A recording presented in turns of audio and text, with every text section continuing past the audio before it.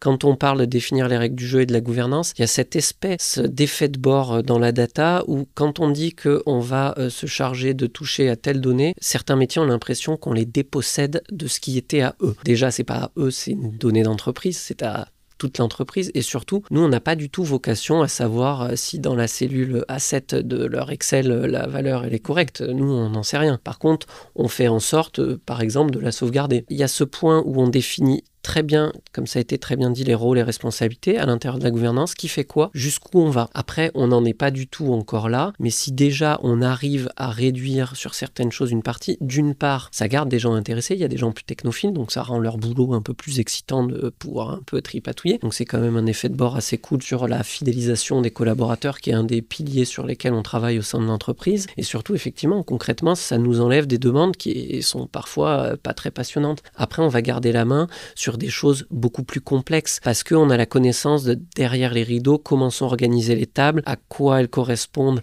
exactement. Et d'ailleurs, nous-mêmes, parfois, ça nous fait monter en compétence sur le fonctionnement d'outils du marché qu'on achète puisqu'on est challengé. Du coup, ça a des effets de bord positifs sur la compréhension aussi d'autres mécanismes de ce qu'il y a dans notre SI.